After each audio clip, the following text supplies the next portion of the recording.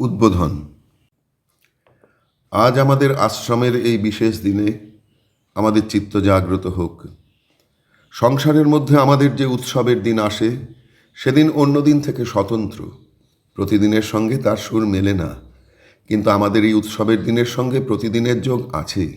এ যেন মতির হারের মাঝখানে হীরার দোলক। যোগ আছে, আবার বিশেষত্বও আছে। কেননা ওই বিশেষত্বের জন্য মানুষের একটু আকাঙ্ক্ষা আছে। মানুষ এক একদিন প্রতিদিনের জীবন থেকে একটু সরে এসে তার আনন্দের আস্বাদ পেতে চায়। যে জন্যে আমরা ঘরের অন্নকে একটু দূরে নিয়ে খাবার জন্যে বনভোজনে যাই। প্রত্যহের সামগ্রীকেই তার অভ্যাস থেকে ছাড়িয়ে নিয়ে একটু নূতন করে পেতে চাই। তাই আজ আমরা আমাদের আশ্রমের অন্নকে একটু সরে এসে একটু বিশেষ করে ভোগ করবার জন্য আয়োজন করেছি। কিন্তু বনভোজনের আয়োজনে যখন খাদ্য সামগ্রী দূরে এবং একটু বড় করে বয়ে নিয়ে যেতে হয়, তখন আমাদের ভাঁড়ারের হিসাবটা মুহূর্তের মধ্যে চোখে পড়ে যায়। যদি প্রতিদিন অপব্যয় হয়ে থাকে, তাহলে সেদিন দেখব টানাটানি পড়ে গেছে। আজ আমাদের অমৃত অন্নের বনভোজনের আয়োজনে হয়তো অভাব দেখতে পাব। যদি পাই, তবে সেই অন্তরের অভাবকে বাইরের কী দিয়েই বা ঢাকা দেব? যারা শহরে থাকে তাদের সাজ সরঞ্জামের অভাব নেই, তাই দিয়েই তারা তাদের উৎসবের মান রক্ষা করতে পারে। আমাদের এখানে সে সমস্ত উদ্যোগের পথ বন্ধ, কিন্তু ভয় নেই। প্রতিদিনই আমাদের আশ্রমের উৎসবের বায়না দেওয়া গেছে।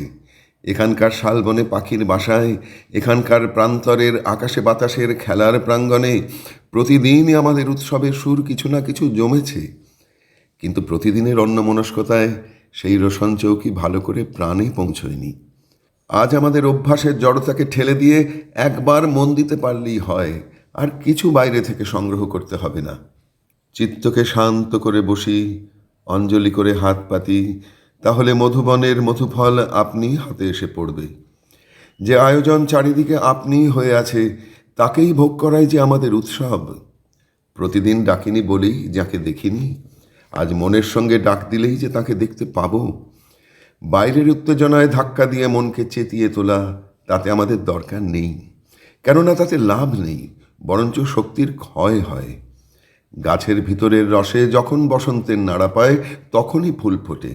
সেই ফুলই সত্য। বাইরের উত্তেজনায় যে ক্ষণিক মোহ আনে, সে কেবল মরীচিকা। তাতে যেন না ভুলি আমাদের ভিতরকার শক্তিকে উদ্বোধিত করি। ক্ষণকালের জন্যেও যদি তার সাড়া পাই, তখন তার সার্থকতা চিরদিনের। যদি মুহূর্তের জন্যও আমরা সত্য হতে পারি, তবে সে সত্য কোনো দিন মরবে না।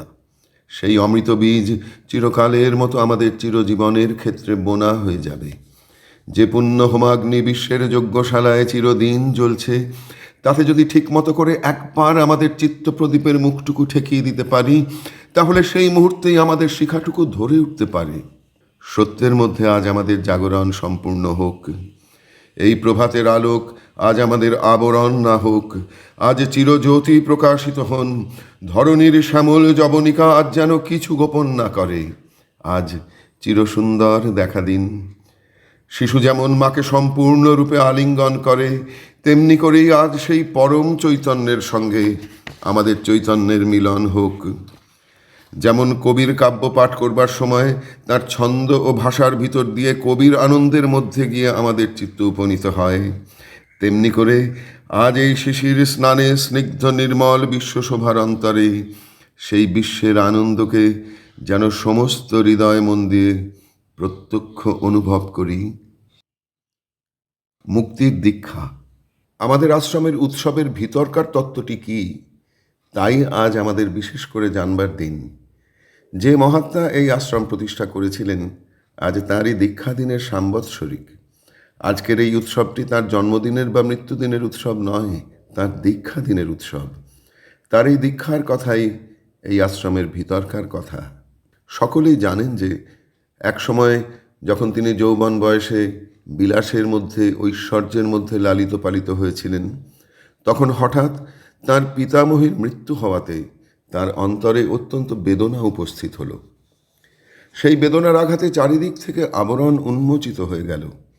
যে সত্যের জন্যে তাঁর হৃদয় লালায়িত হলো, তাকে তিনি কোথায় পাবেন, তাকে কেমন করে পাবেন, এই ভেবে তিনি ব্যাকুল হয়ে উঠলেন। যতক্ষণ পর্যন্ত মানুষ তার চারিদিকে যে সকল অভ্যাস রয়েছে, যেসব প্রথা চিরকাল চলে আসছে, তারই মধ্যে বেশ আরামে থাকে, যতক্ষণ পর্যন্ত ভিতরে যে সত্য রয়েছে তা তার অন্তরে জাগ্রত না হয়, ততক্ষণ তার এই বেদনাবোধ থাকে না। যেমন যখন আমরা ঘুমিয়ে থাকি, তখন ছোট খাঁচায় ঘুমোলেও কষ্ট হয় না, কিন্তু জেগে উঠলে আর সেই খাঁচার মধ্যে থাকতে পারি না। তখন সংকীর্ণ জায়গাতে আর আমাদের কুলোয় না। ধনমান যখন আমাদের বেষ্টন করে থাকে, তখন তো আমাদের কোনো অভাববোধ হয় না। আমরা সংসারে বেশ আরামে আছে এই মনে করে নিশ্চিন্ত থাকি। শুধু ধনমান কেন, পুরুষানুক্রমে যেসব বিধি ব্যবস্থা আচার বিচার চলে আসছে, তার মধ্যেও নিবিষ্ট থাকলে মনে হয় এ বেশ, আর নতুন করে কোনো চিন্তা বা চেষ্টা করবার দরকার নেই। কিন্তু একবার যথার্থ সত্যের পিপাসা জাগ্রত হলে দেখতে পাই যে সংসারই মানুষের শেষ জায়গা নয়। আমরা যে ধুলোয় জন্মে ধুলোয় মিশব তা নয়। জীবন মৃত্যুর চেয়ে অনেক বড় আমাদের আত্মা। সেই আত্মা উদ্বোধিত হলে বলে ওঠে, কি হবে আমার এই চিরকালের অভ্যাস নিয়ে, আচার নিয়ে? এ তো আমার নয়। এতে আরাম আছে, এতে কোনো ভাবনা চিন্তা নেই, এতেই সংসার চলে যাচ্ছে তা জানি, কিন্তু এ আমার নয়।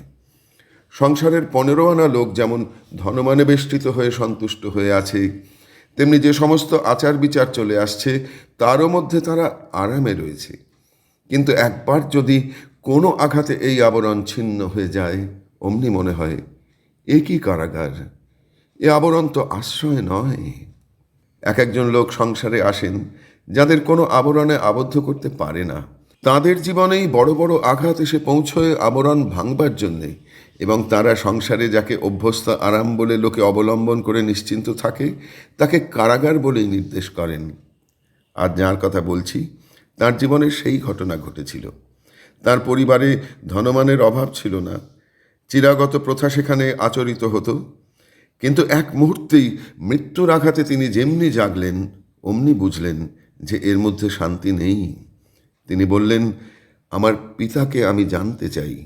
10 জনের মতো করে তাকে জানতে চাই না, তাকে জানতে পারি না।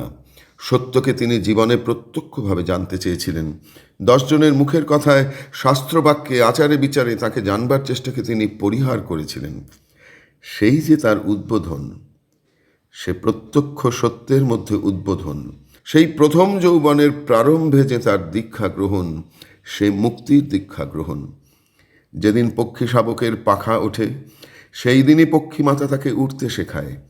তেমনি তারই দীক্ষার দরকার, যার মুক্তির দরকার। চারিদিকের জড় সংস্কারের আবরণ থেকে তিনি মুক্তি চেয়েছিলেন। তার কাছে সেই মুক্তির দীক্ষা নেব বলেই আমরা আশ্রমে এসেছি।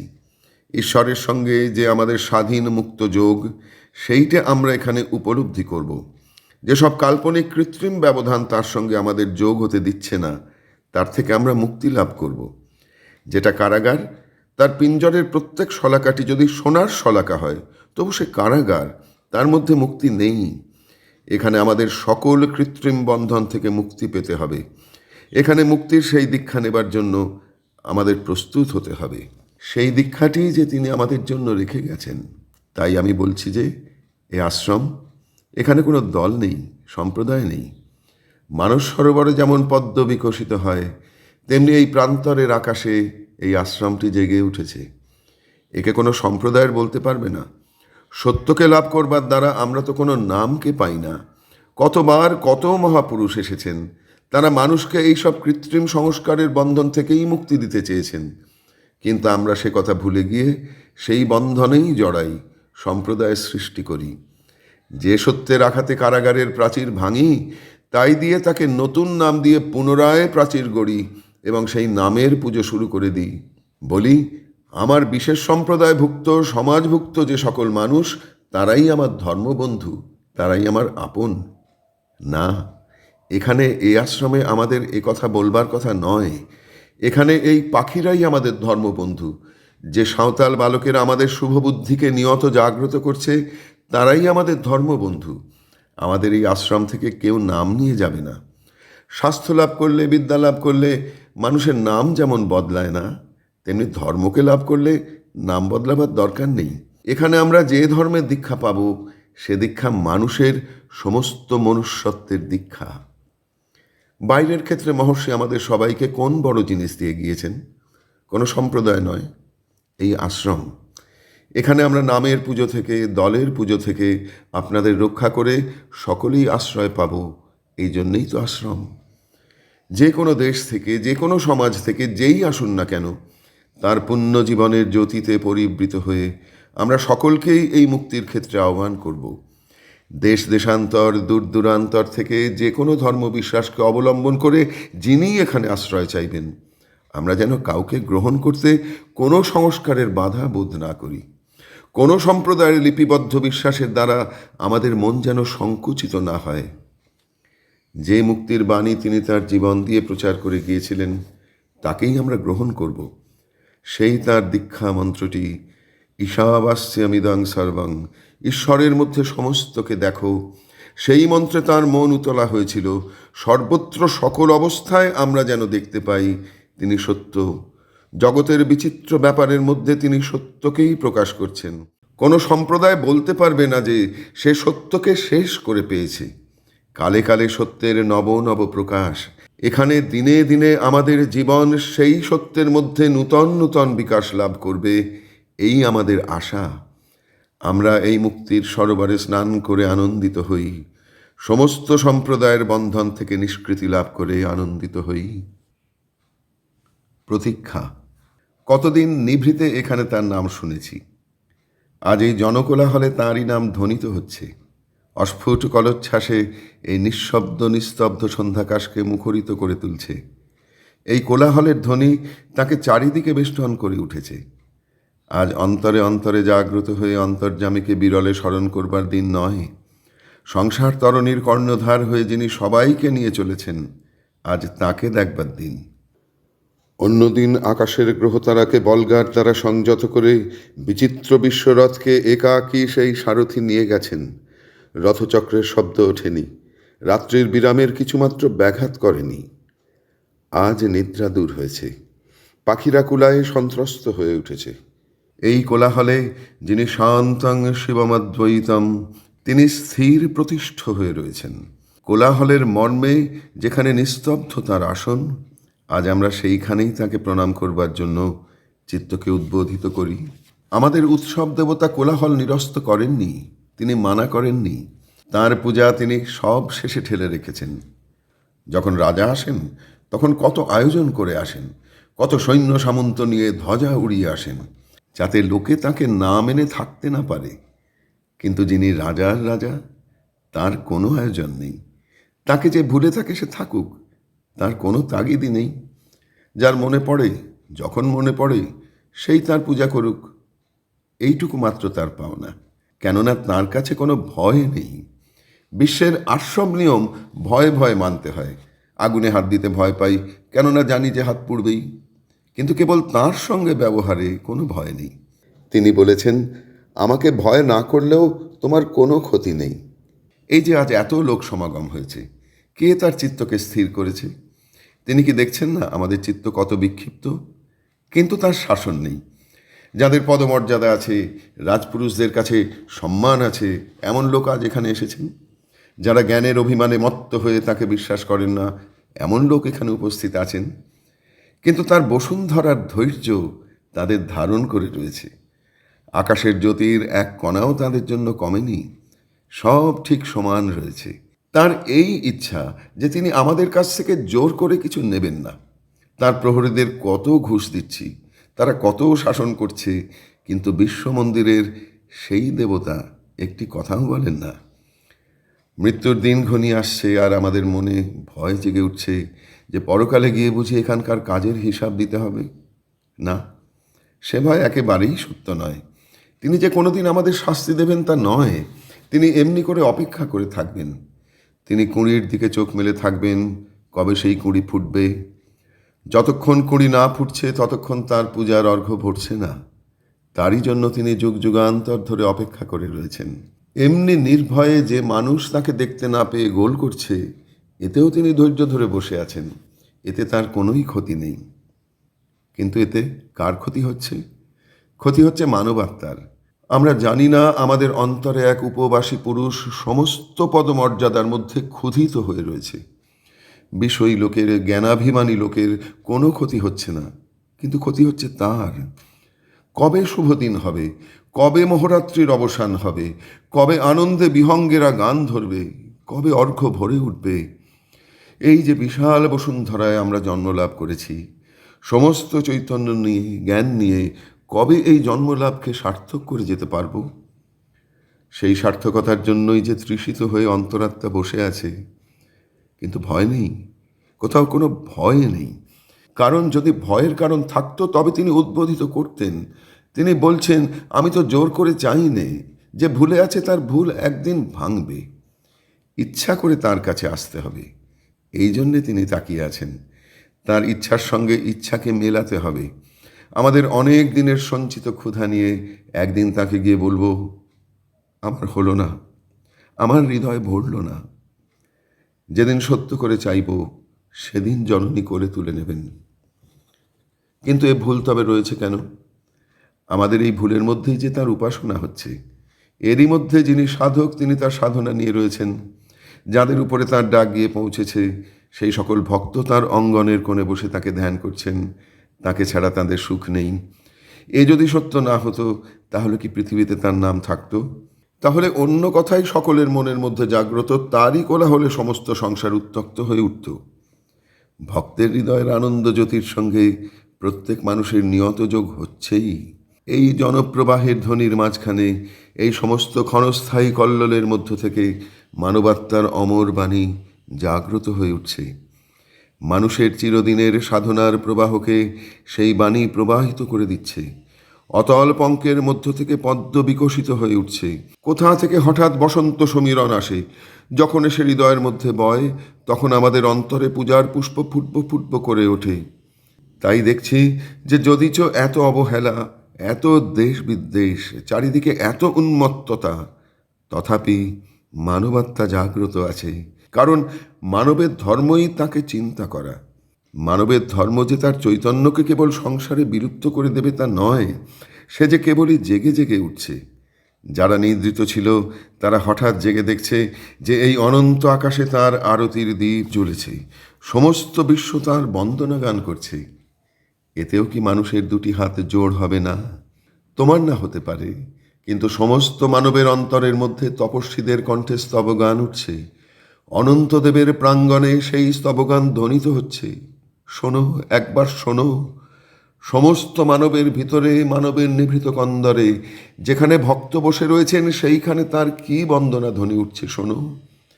এই অর্থহীন নিখিল মানবের কলোচ্ছ্বাসের মধ্যে সেই একটি চিরন্তন বাণী কালে কালে যুগে যুগে জাগ্রত। তাকে বহন করবার জন্য বড় পুত্রগণ আগে আগে চলেছেন, পথ দেখিয়ে দেখিয়ে চলেছেন। সে আজ নয়, আমরা অনন্ত পথের পথিক। আমরা যে কত যুগ ধরে চলেছি। যারা গাচ্ছেন তাদের গান আমাদের কানে পৌঁছচ্ছে। তাই যদি না পৌঁছয় তবে কি নিয়ে আমরা থাকব? দিনের পর দিন কি এমনি করেই চলে যাবে? এই কাড়াকাড়ি মারামারি উঞ্চবৃত্তির মধ্যে কি জীবন কাটবে? এই জন্যেই কি জন্মেছিলুম? জীবনের পথে কি এই জন্যেই আমাদের চলতে বলা হয়েছে? এই যে সংসারে জন্মেছি, চলেছি, এখানে কত প্রেম, কত আনন্দ যে ছড়িয়ে রয়েছে তা কি আমরা দেখছি না? কেবলই কি দেখব পদমর্যাদা, টাকা কড়ি, বিষয় বিভব, আর কিছুই নয়?